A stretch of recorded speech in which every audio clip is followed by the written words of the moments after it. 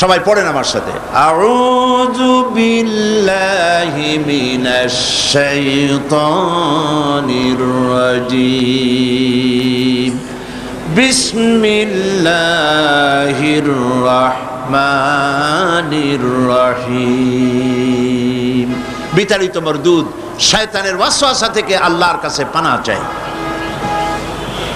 পরম করুণাময় আল্লাহর নামে শুরু করছি।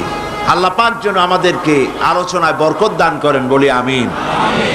আমরা যা শুনি তা যেন আমল করতে পারি, বলি আমিন। গোটা মুসলিম উম্মাহকে আল্লাহর কথা বোঝার তৌফিক দান করুন।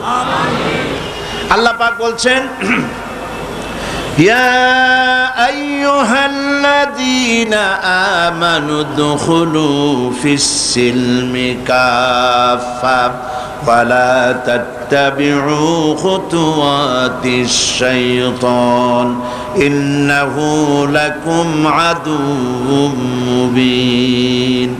فإن زللتم من بعد ما جاءتكم البينات فاعلموا أن الله عزيز حكيم। সূরা আল বাকারা 208 নম্বর আয়াত। আল্লাহ পাক বলছেন, হে ঈমানদারেরা, তোমরা যারা ঈমান এনেছো শোনো। ঈমানদারদেরকে আল্লাহ ডাকছেন।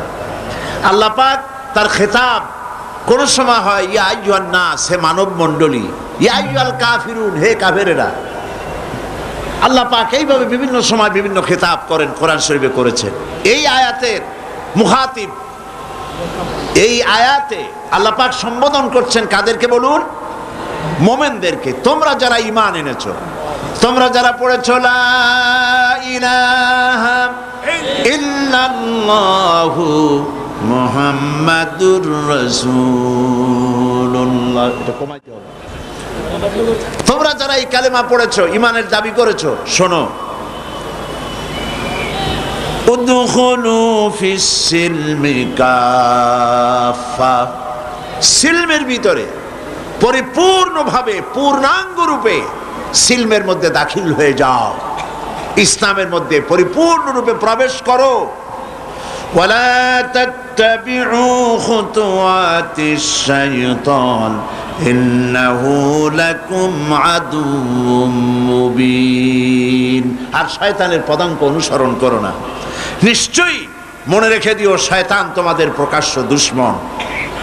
আসুন আজকে এতটুকু আলোচনা করি, তারপরে সামনের দিকে চলবো ইনশাআল্লাহ, বলি ইনশাআল্লাহ। আল্লাহ পাক বলছেন সিলমের মধ্যে দাখিল হও।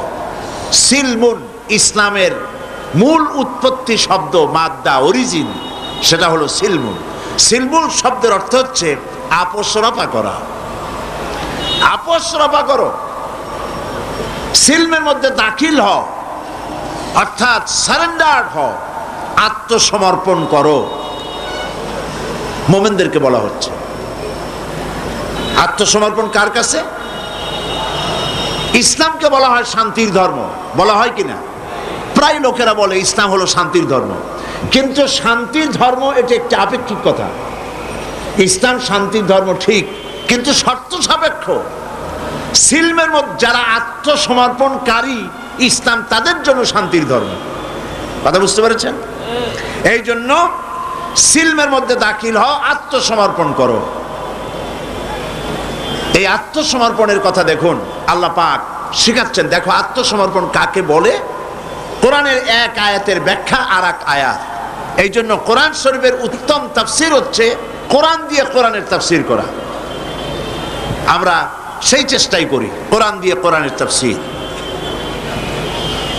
আল্লাহ রাব্বুল আলামিন বলছেন, আফা গায়রা দীনিল্লাহি ইয়াবগুন وله أسلم من في السماوات والأرض طوعا وكرها أفغير دين الله يبغون। তোমরা কি আল্লাহর দেওয়া জীবন ব্যবস্থাকে ছেড়ে দিয়ে অন্য কোনো মতবাদ, অন্য কোনো আদর্শ তালাশ করো? ওয়ালাহু আসলামা, এই দেখুন এখানে সিললাম, সিলমুন শব্দ এখানেও আছে। ওয়ালাহু আসলামা, মান ফিস সামাওয়াতি ওয়াল আরদ, অথচ আকাশে যা আছে জমিনে যা আছে আসলামা, সবাই আত্মসমর্পণ করেছে কার কাছে বলুন তো? ইচ্ছায় হোক অনিচ্ছায় হোক আত্মসমর্পণ করেছে কার কাছে? আল্লাহ পাকের কাছে।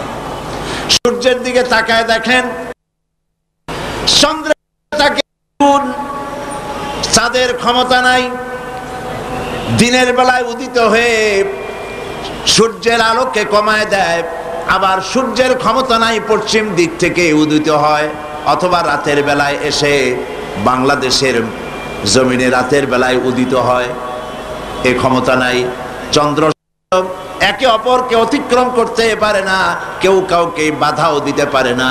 কোরআন শরীফ আল্লাহ পাক সূরা ইয়াসিনের ভিতরে পরিষ্কার করে বলেছেন, শামসু ইয়ামবাগি লাহা তুদরিকাল কমারা ওয়ালাল লাইলু সাবিকুন নাহার ওয়া কুল্লুন ফি ফালাকিন ইয়াসবাহুন। প্রবল জ্ঞানী হইবে যাহারা, আপন মনেতে বুঝিবে তাহারা, রাত্রি পারে না আগে যাইবার, দিনের স্থান করি অধিকার। চন্দ্র বাঁধে না সূর্যের গায়েতে, সূর্য পারে না চন্দ্রকে ধরিতে, যার যে স্থান বহল রাখিয়া ভ্রমণ করিছে খোদাকে ডরিয়া। প্রত্যেকে আল্লাহকে ভয় করে চলছে, কেউ দাঁড়ায় নাই, চন্দ্র দাঁড়ানো নাই, সূর্য দাঁড়ানো নাই। ওয়াকুল্লুন ফি ফালাকিন ইয়াসবাহুন, সব আপন আপন কক্ষপথে ঘুরছে, মারামারি নাই, সংঘর্ষ নাই। চাঁদের সাথে সূর্য ধাক্কা লাগে না, গ্রহে নক্ষত্রে নক্ষত্রে ধাক্কা লাগে না, সব যার যার কক্ষপথে চলছে। কার হুকুম মানে?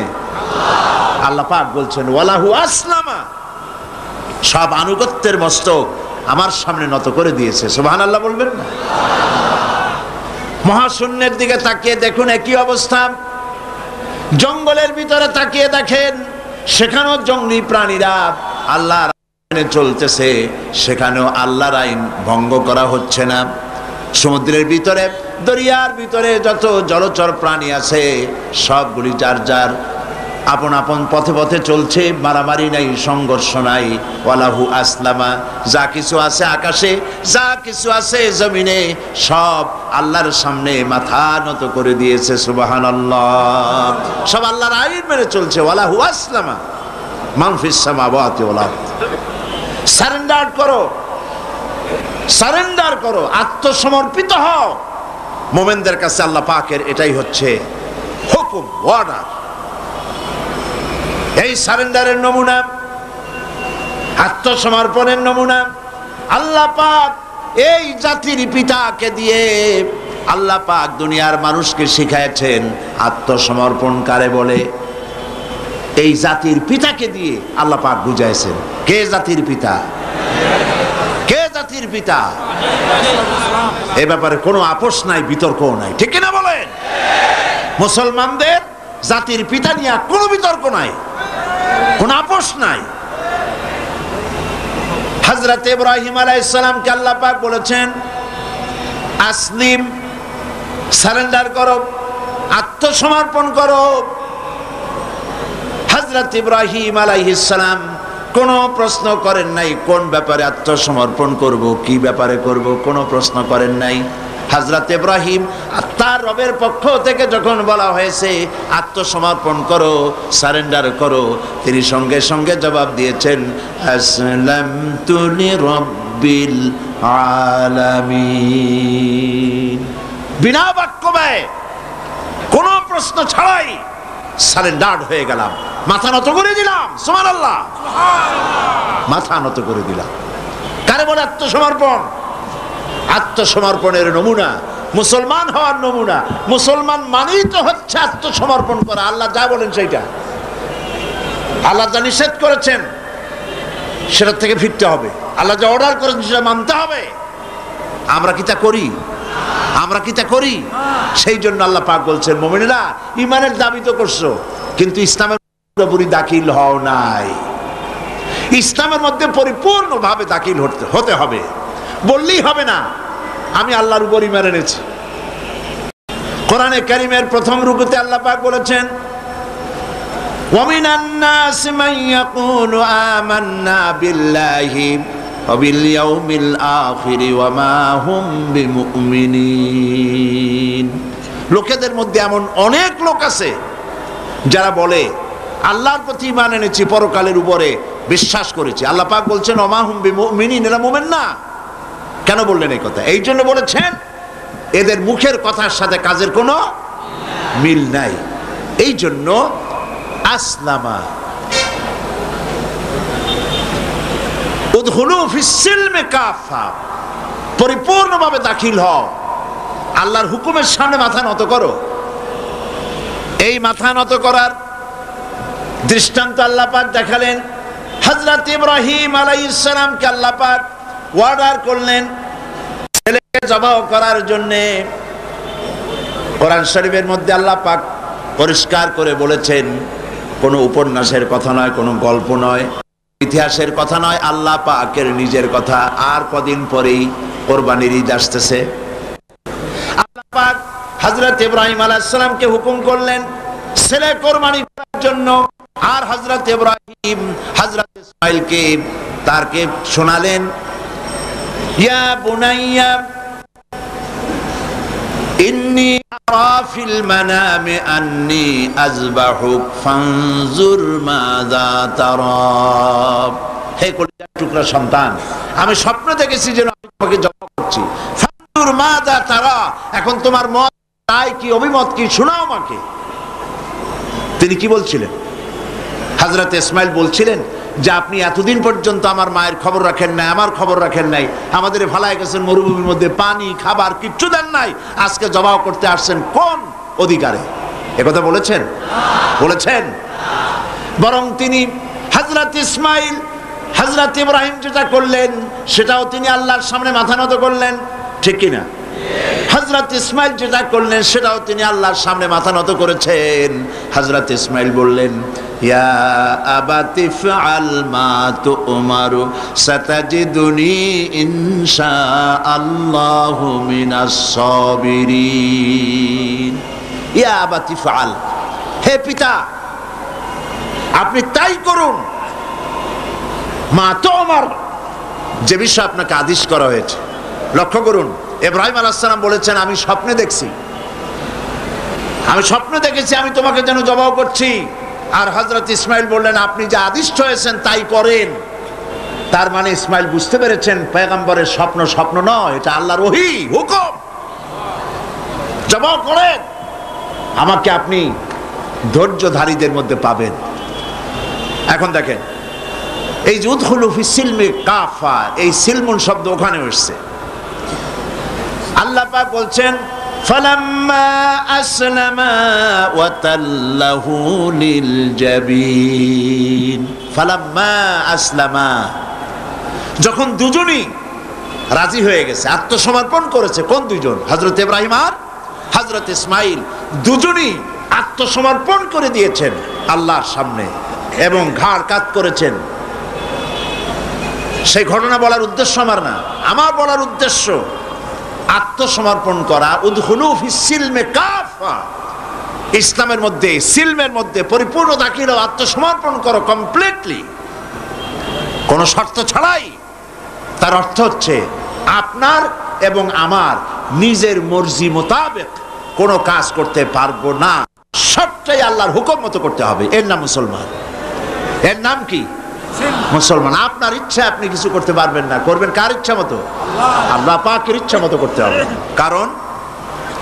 কারণ হলো আল্লাহ রাব্বুল আলামিন বলেছেন ইন্নাল্লাহা আশতারা মিনাল মুমিনিনা আনফুসাহুম ওয়া আমওয়ালাহুম বিআন্না লাহুমুল জান্নাহ। নিশ্চয়ই আমি আমার মুমিনের জান এবং মালকে খরিদ করে নিয়েছি, আর বিনিময় আমার মুমিনকে আমার জান্নাত দান করেছি। তোমার জান, তোমার মাল, সবকিছুকে, আপনার আমার জান মাল কে কিনে নিয়েছেন? আল্লাহ খরিদ করে নিয়েছেন। বিনিময় কি দিয়েছেন? জান্নাত দিয়েছেন। সুতরাং আপনার ইচ্ছে মতো আপনার জান খরচ করতে পারবেন না, ইচ্ছে মতো মাল খরচ করতে পারবেন না।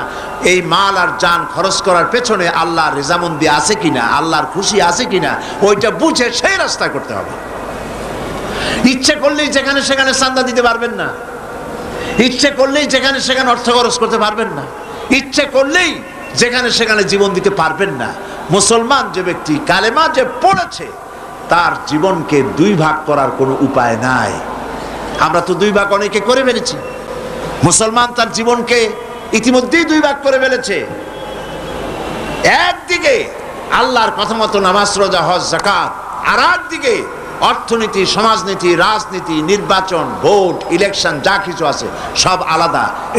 এটার সাথে আল্লাহর কোনো সম্পর্ক নাই, যাকে বলা হয় ধর্মনিরপেক্ষ মতবাদ।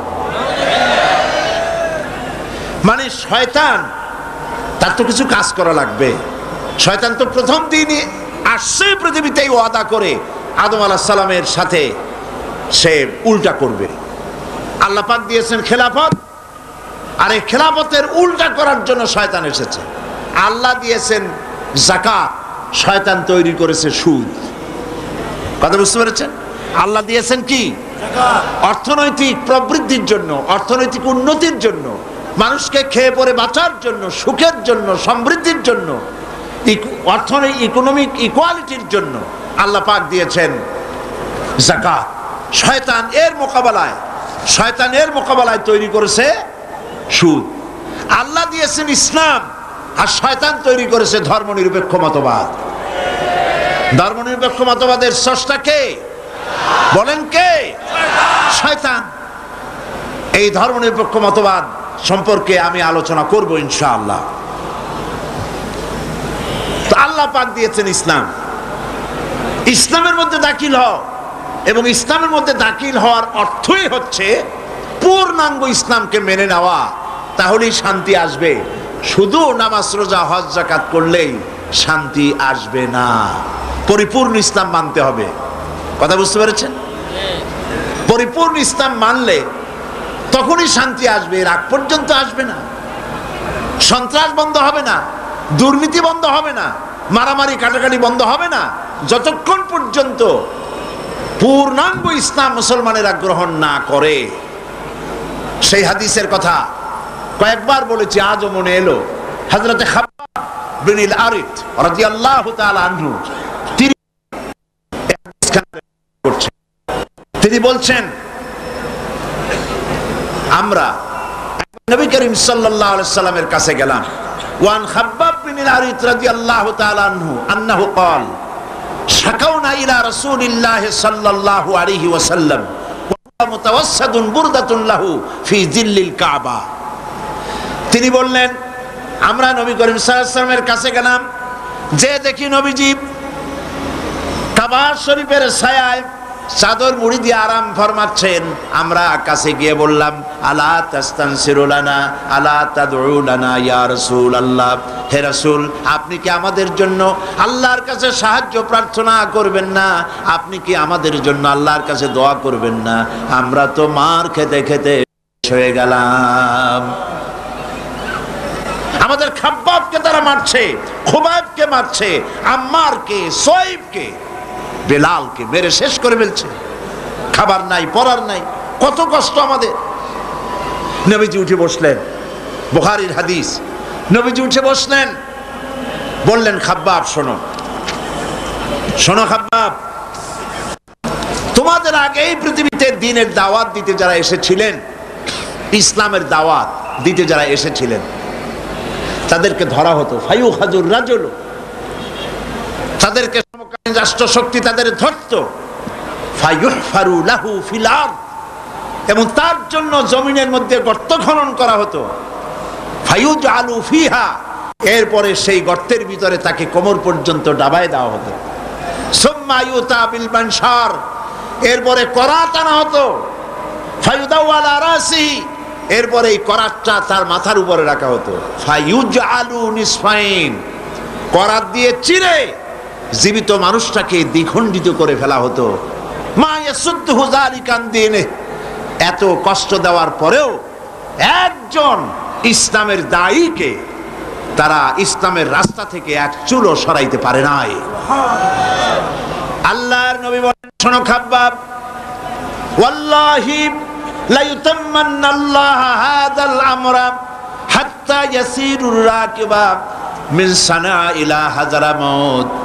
তিনি বলছেন, শোনো খাব্বাব, আমি আল্লাহর নামে কসম করে বলি, আমি আল্লাহর নামে কসম করে বলি, সেই দিন বেশি দূরে নয় যেদিন ইয়েমেনের রাজধানী সানা থেকে শুরু করে হাজরামাউত পর্যন্ত লোকেরা যাতায়াত করবে, মানুষেরা চলাফেরা করবে, নারী তার সৌন্দর্যের পসরা নিয়ে, ব্যবসায়ীরা তাদের পুঁজি নিয়ে রাস্তা দিয়ে, মরুভূমি দিয়ে দিনেও চলবে, রাতেও চলবে। ইল্লাল্লাহ, আল্লাহর ভয় ছাড়া মানুষের মনে আর কোনো ভয় থাকবে না। সুবহানাল্লাহ, সুবহানাল্লাহ। মানুষের মনে আর কোনো ভয় না। ওয়ালাকিন্নাকুম তাস্তাজিলুন, তোমরা তাড়াহুড়ো করছো, অপেক্ষা করো, এরকম সমাজ আসবে। সেই সমাজ কায়েম করেছিল, ওই মুসলমান তৈরি করেছিল, যেই মুসলমান ইসলামকে পরিপূর্ণরূপে জীবনের সকল ক্ষেত্রে মানত। ব্যক্তিতে, পরিবারে, সমাজে, রাষ্ট্রে, জীবনের সব জায়গায় ইসলামকে তারা মানত বলেই এই শান্তি তাদের ভিতরে এসেছিল।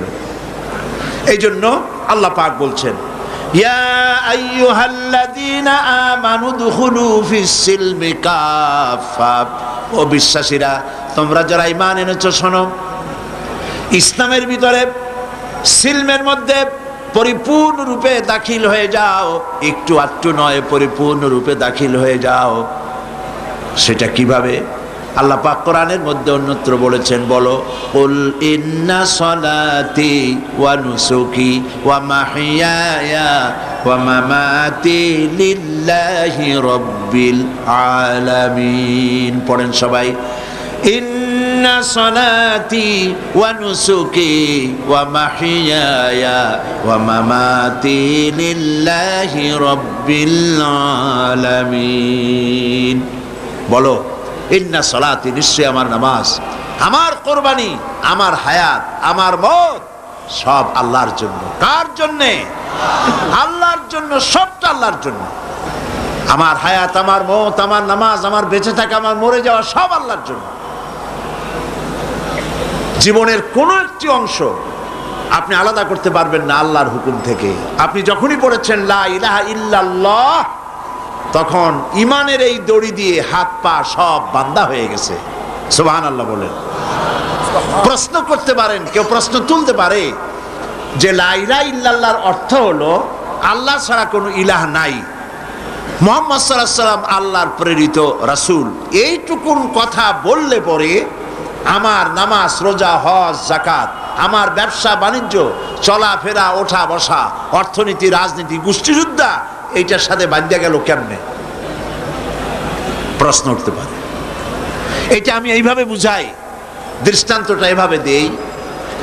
যখন লোকেরা বিবাহ করে, বিবাহ করার সময় মেয়েকে বলা হয়, কনেকে বলা হয়, অমুকের ছেলে অমুকের সাথে এত টাকা মহারানায় তোমাকে তার নিকাহে সবর্দ করা হচ্ছে। মহিলা তখন মৌন সম্মতি অথবা মুখ খুলে বলে আলহামদুলিল্লাহ, কবুল করলাম, একটা কিছু বলে বা চুপ করে থাকে। আর পুরুষকে যখন বলা হয় অমুকের মেয়ে অমুককে এত টাকা মহারানায় তোমার বিবাহে, তোমার নিকাহে সবর্দ করা হচ্ছে, সে তখন আলহামদুলিল্লাহ বলে, কবুল বলে, গ্রহণ করলাম বলে। কথা তো বললো কবুল।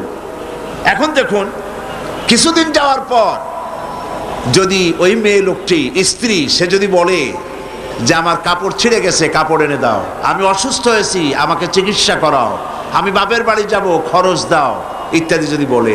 আর যদি তখন স্বামী বলে যে আমি তো বিয়ের সময় শুধু কবুল বলছিলাম, তোমার শাড়ি কিনে দেওয়া লাগবে, তোমার চিকিৎসা করান লাগবে, তোমার বাপের বাড়ি পাঠাবার খরচ আমার দেওয়া লাগবে, এই সব কথা তো আমি স্বীকার করি নাই। আবার উল্টাটা দেখেন, স্ত্রীকে যদি স্বামী বলে আমার জন্য রান্না করো, তাড়াতাড়ি আমি অমুক জায়গায় যাব, অথবা আমাকে এক গ্লাস পানি দাও, অথবা মশারিটা টানায় দাও, অথবা আমার কাপড় চোপড় ধুয়ে দাও। বউ যদি বলে আমি তো শুধু চুপ করেছিলাম, তোমার কাপড় চোপড় ধুয়ে দেওয়া লাগবে এই কথা তো তখন হয়নি, তোমার বিছানা গুছাই দিতে হবে এই কথা তো তখন হয়নি। এটা যদি বলে তাহলে এই বিবাহ টিকবে? টিকবে এই বিবাহ?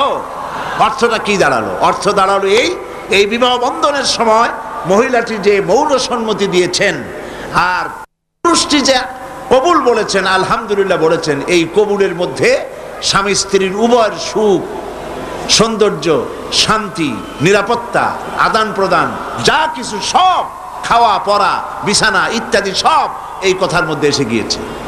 স্ত্রীর পুরো দায়িত্ব স্বামীর উপরে এসেছে, স্বামীর পুরো দায়িত্ব স্ত্রীর কাছে চলে গিয়েছে একটা কবুল শব্দ বলার কারণে। কথাটা ঠিক কিনা? ঠিক অনুরূপ ভাবে বুঝতে চেষ্টা করুন।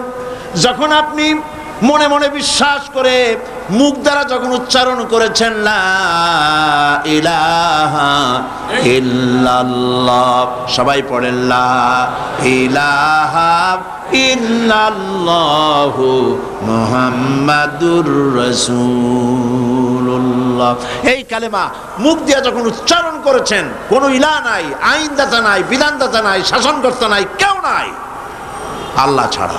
আর মুহাম্মদ সাল্লাল্লাহু আলাইহি ওয়াসাল্লাম তিনি আমার রসুল, তিনি আল্লাহ রসুল, তিনি আমার নেতা, এই কথা যখন স্বীকার করেছেন, সমস্ত মুসলমান নরনারী কলিজার মধ্যে এই কথা গেঁথে নিন। আপনার ইচ্ছা মতো আপনি নির্বাচন করতে পারেন না, আপনার ইচ্ছে মতো আপনি রাজনীতি করতে পারেন না, আপনি ইচ্ছে মতো পার্লামেন্ট চালাইতে পারেন না, আপনার কোর্ট, আপনার আদালত, আপনার দেশ, আপনার ক্যান্টনমেন্ট, আপনার শিক্ষাঙ্গন কোনটাই আপনার মত মতো চালাইতে পারেন না। এমন কোন আইন চালাতে পারবেন না, এমন কোন আইন প্রণয়ন করতে পারবেন না যেটা করতে গেলে আল্লাহর আইনের সঙ্গে সাংঘর্ষিক হয়ে যায়। আপনার জনগণ, আপনার দেশকে সামনে রেখে আইন তৈরি করা, বিভিন্ন কার্যক্রম পরিচালনা করা, সবটাই আপনি করতে পারবেন, তবে আপনার মেইন লক্ষ্য থাকবে আমি যা করতেছি আল্লাহর হুকুমের সাথে যেন সাংঘর্ষিক, কন্ট্রাডিকশন না হয়। কথা বুঝতে পেরেছেন? এমন আইন করতেই পারবেন না, এমন বিল পাশ করতেই পারবেন না যে বিল পাশ করলে কোরআনের সাথে বিরোধিতা হয়। বুঝে আসছে কথা? কাজী যখন আমি মুসলমান, আল্লাহর কথা হচ্ছে নামাজ, দাড়ি, টুপি আর লম্বা জামা, এটাই মুসলমান হওয়ার জন্য শর্ত নয়। দাড়ি, টুপি, জামা ইত্যাদি গুলি তো লাগবেই। আবার কেউ ভুল বুঝবেন না, আমরা তো বলি একরকম, লোকেরা বুঝে আবার আর এক রকম, নানান রকমের বুঝ।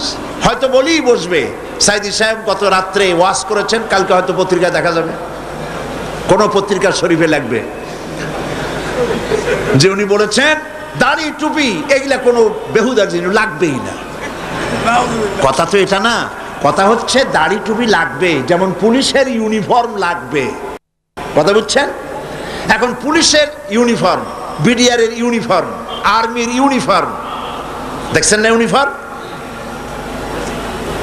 জামা, তার উপরে এখানে র্যাঙ্ক লাগানো, ফিতা লাগানো, বাঁশি লাগানো, বারান্দাওয়ালা টুপি, প্যান্ট শার্ট ইত্যাদি, যার যেরকম র্যাঙ্ক সেই র্যাঙ্ক অনুযায়ী এগুলি পড়তে হয়।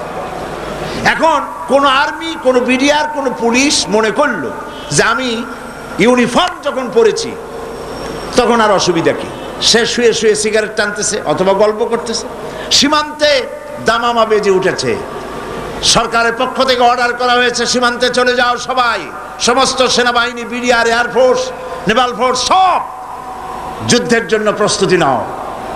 এরা মনে করতেছে যে যখন ইউনিফর্ম পরছি আমার চাকরি যায় কই, ঠ্যাঙ্গের উপরে ঠ্যাং ফেলাইয়া সিগারেটে টান দিয়া উপরে ফু দিয়া তাকায়, তাকে ফু গেল কদ্দু,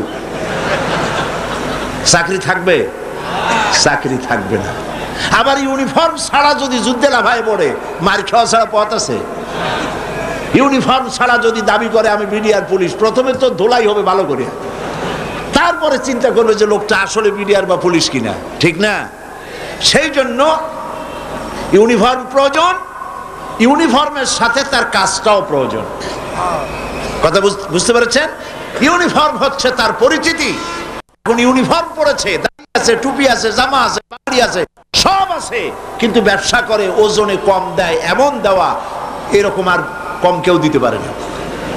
সাক্ষী জনমের মিথ্যা সাক্ষী দেয়, থাকে না, এর দাড়ি টুপি জামার কোনো লাভ আছে? সেই জন্য ইসলামের ভিতরে দাখিল হতে হলে এতটুকুন হলে হবে না, সবটুকুন হতে হবে। ইয়া আইয়ুহাল্লাযীনা আমানু দুখুলু ফিস-সিলমি কাফা, পরিপূর্ণরূপে ইসলামের মধ্যে দাখিল হও। মেহেরবানি করে দাঁড়ানো ভাইয়েরা বসেন। আল্লাহুম্মা আমিন। রব্বানা যালামনা আনফুসানা ওয়া ইন লাম তাগফির লানা ওয়া তারহামনা লানাকুনান্না মিনাল খাসিরিন। আয় আল্লাহ তাআলা, হাজার হাজার মুসলমান নরনারী কোরআনের তাফসীর শোনার জন্য দেশ বিদেশ থেকে এই মাহফিলে এই লোকেরা এসে হাজির হয়েছেন। আল্লাহ তাআলা দয়া করে মেহেরবানি করে আলোচনার সব দুরুদের সওয়াব জনাবে মুহাম্মদুর রাসূলুল্লাহ সাল্লাল্লাহু আলাইহি সাল্লামের রূহ মুবারকে পৌঁছায় দাও। আয় আল্লাহ তাআলা, আমাদের মা বাপ যারা দুনিয়া থেকে বিদায় হয়ে গেছেন, আল্লাহ কবরটাকে জান্নাতের টুকরা বানায়া দাও। রব্বির হামহুমা কামা রব্বায়ানি সগীরা। সবাই পড়েন, রব্বির হামহুমা কামা রব্বায়ানি সগীরা। আয় আল্লাহ তাআলা, সারা জীবন আমরা গুনাহ করেছি, দয়া করে মেহেরবানি করে আমাদের জিন্দেগীর সমস্ত গুনাহ খাতাকে মাফ করে দাও। আল্লাহ দয়া করে আমাদের জীবনের সকল গুনাহ মাফ করে দাও। এই তাফসীরের মাহফিল আজ থেকে 23 বছর আগে শুরু হয়েছিল। ওই সময় যারা মঞ্চে বসতেন, আয় আল্লাহ, বিগত বছরগুলিতে যারা মঞ্চে আসতেন, মাহফিলে আসতেন, তাদের ভিতর থেকে আমরা অনেককেই হারায় ফেলেছি।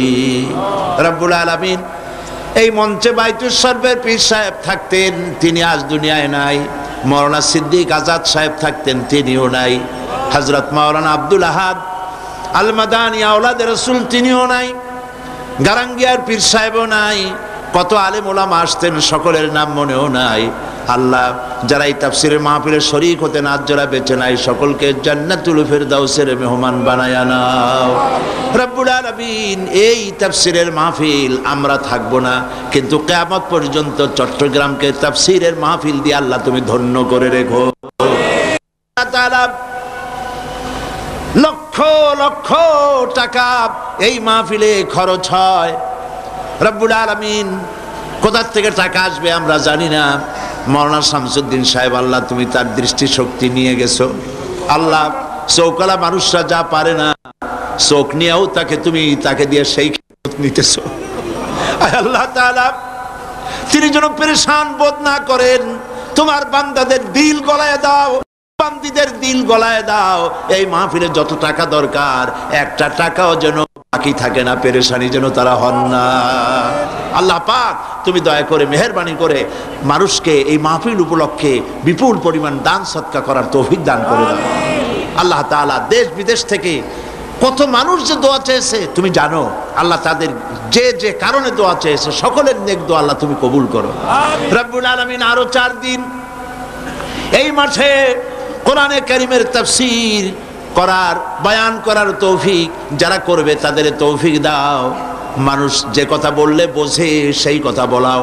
আল্লাহ তাআলা, তুমি দয়া করে তোমার বান্দা বান্দীদেরকে যাতায়াত আসান করে দাও, দুর্ঘটনা থেকে রক্ষা করো, বাড়িঘর হেফাজত করো, মাল সম্পদকে হেফাজত করো। যারাই মাহফিলে আসবে, আল্লাহ তুমি দয়া করে তাদেরকে তাদের সব ব্যাপারে তুমি দায়িত্ব নিয়ে নাও।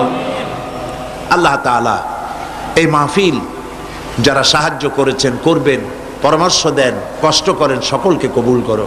আল্লাহ তাআলা, গোটা পৃথিবীতে সমস্ত মুসলমানদের উপরে রহমত নাজিল করো, মুসলমানদেরকে বিপদ মুসিবত থেকে রক্ষা করো। আল্লাহুম্মা জাআলনা মিনাত তাওয়াবিন ওয়া জাআলনা মিনাল মুতাতাহহিরিন ওয়া জাআলনা মিন ইবাদিকাস সালিহিন ওয়া জাআলনা মিনাল্লাযীনা লা খাউফুন আলাইহিম ওয়া লা হুম ইয়াহজানুন। রব্বানা তাকাব্বাল মিন্না ইন্নাকা আনতাস সামিউল আলিম ওয়া তুব আলাইনা ইন্নাকা আনতাত তাওয়াবুর রহিম। সুবহানা রাব্বিকা রাব্বিল ইজ্জাতি عما يصفون وسلام على المرسلين والحمد لله رب العالمين بحق لا إله ইল্লাল্লাহু মুহাম্মাদুর রাসূলুল্লাহ। আসসালামু আলাইকুম ওয়া রাহমাতুল্লাহ।